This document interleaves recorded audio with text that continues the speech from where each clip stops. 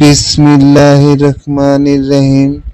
YouTube channel অন্যরকম বিদ্যাপীঠের পক্ষ থেকে আমি মোহাম্মদ মনিরুজ্জামান সরকার, সিনিয়র শিক্ষক, জামশেরপুর উচ্চ বিদ্যালয়, কসবা ব্রাহ্মণবাড়িয়া থেকে অনলাইন ক্লাস পরিচালনা করছি। প্রিয় ভিউয়ার্স বৃন্দ, তোমাদেরকে অভিনন্দন ও শুভেচ্ছা জানিয়ে ভিডিওটি শুরু করতে যাচ্ছি। আজকের ভিডিওতে আলোচনার বিষয় imperative sentence, direct to indirect সহজভাবে বোঝার উপায়। প্রিয় ভিউয়ার্স বৃন্দ, আজকের আলোচনার বিষয় নেরেশন। পরীক্ষাতে 5টি সেন্টেন্স আসবে। 5টি সেন্টেন্সের মধ্যে ইম্পেরেটিভ সেন্টেন্সের ধরন কিভাবে হবে সেই নিয়মগুলি নিয়ে আমরা একটু আলোচনা করব। প্রিয় ভিউয়ার্স বৃন্দ, ভিডিওটা সম্পূর্ণ দেখার জন্য আহ্বান থাকলো। Number 1, direct narration. I said to him, excuse me sir.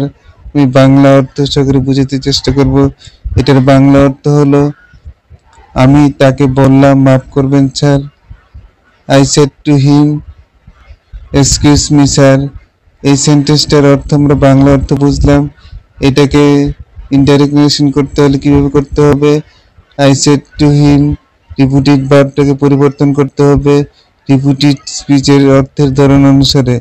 Repeated স্পিচে কি বলা হয়েছে? এক্সকিউজ মি, ক্ষমা চাওয়া হয়েছে স্যার সম্বোধন করে। তাহলে এখানে রিপিটেড ভার্বের সেন্টেন্স হবে, রিপিটেড ভার্বটা হবে I politely begged him. Conjunction to excuse me, to এর পরে যদি কোনো পার্সন থাকে তাহলে সেটা পার্সনে পরিবর্তন হয়। তাহলে এখানে মি হয়েছে মি, কারণ মি ধরেছে আইকে, আয়ের অবজেক্ট মি। আশা করি বিষয়টা বুঝতে পেরেছো। I said to him, excuse me sir. I politely begged him to excuse him. অর্থাৎ আমি বিনয়ের সাথে তাকে ক্ষমা করার জন্য অনুরোধ করেছিলাম। নাম্বার 2 লক্ষ্য করো। প্রিয় ভিউয়ার্স বিন্দু, শিক্ষার্থী বন্ধুরা 2 লক্ষ্য করো। 2তে হলো my friend said to me go at home at once. আমার বন্ধু আমাকে এখনই বললো এখনই বাড়ি যাও। জোর দিয়ে বলা হয়েছে। এখানে আদেশ হতে পারে, টোল্ড হতে পারে রিপিটেড স্পিচের অর্থের ধরন অনুসারে। তাহলে রিপিটেড ভার্বটা কি হবে? মাই ফ্রেন্ড টোল্ড বা order me to conjunction go home at once. আমরা লক্ষ্য করব যদি কোনো সেন্টেন্সে রিপিটেড স্পিচের অংশে যদি পার্সন না থাকে তাহলে টু এর পরে কোনো পরিবর্তন নেই। তাহলে এখানে আমরা কি দেখলাম? My friend said to me go home at once এর ইনডাইরেক্ট নেরেশন বলা হয়েছে my friend told order me conjunction to go home at once. এখানে to go home at once কোনো পরিবর্তন হয়নি যেহেতু পার্সন নেই। নাম্বার 3 লক্ষ্য করো একটু প্রিয় ভিউয়ার্স বৃন্দ। Number 3, the mother said to her son, bring your book, hurry up. মা ছেলেকে বলল তাড়াতাড়ি তোমার বইটা তুলে আনো। তাহলে এখানে আদেশ করা হয়েছে। তাহলে the mother said to me পরিবর্তে repeated speech bring your book hurry up এর অর্থ অনুসারে এখানে দি মাদার অর্ডার হার হবে son to bring his book hurry up. ইউরটা ধরেছে দি সনকে।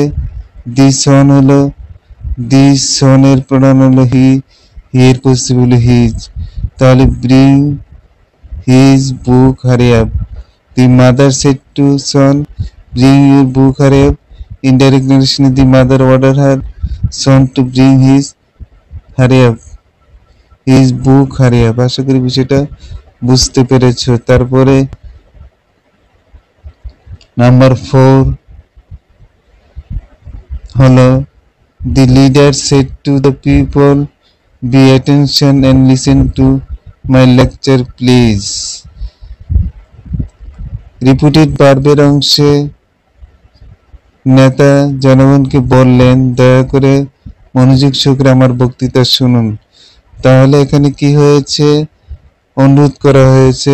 তাহলে রিপিটেড ভার্বের অংশে কি হবে? The leader requested the people to be attention and listen to his lecture. মাই ধরবে the leader K, the leader এর pronoun he my হলো possessive, তাহলে here possessive his, তাহলে the leader requested the people to be attention listen to his lecture. আশা করি বিষয়টা বুঝতে পেরেছো।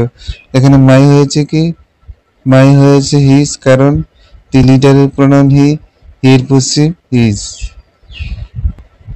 পরোক্ষ উক্তির অর্থ হলো নেতা জনগণকে মনোযোগ সহকারে তার বক্তৃতা শোনার জন্য অনুরোধ করলেন। 5 নম্বর, the worker said to manager pay my due urgently। তাহলে কর্মী ম্যানেজারকে বলল আমার পাওনা তাড়াতাড়ি পরিশোধ করো। তাহলে এখানে অনুরোধ করা হয়েছে পে মাই ডিউ আর্জেন্টলি, পরিশোধ করুন। তাহলে the worker requested manager pay my dues urgently অর্থ অনুসারে এখানে রিপিটেড ভার্বের পরিবর্তন হয়েছে the worker requested manager to pay his due urgently. My হয়েছে হিজ, মাই ধরেছে দি ওয়ার্কারকে, the worker pronoun he possessive his. তাহলে the worker requested manager to pay his due urgently. যদি ক্লাসটা ভালো লেগে থাকে তাহলে অন্যরকম বিদ্যাপীঠকে সাবস্ক্রাইব করে আহ্বান রেখে আজকের মতো এখানে সমাপ্ত ঘোষণা করলাম। আসসালামু আলাইকুম।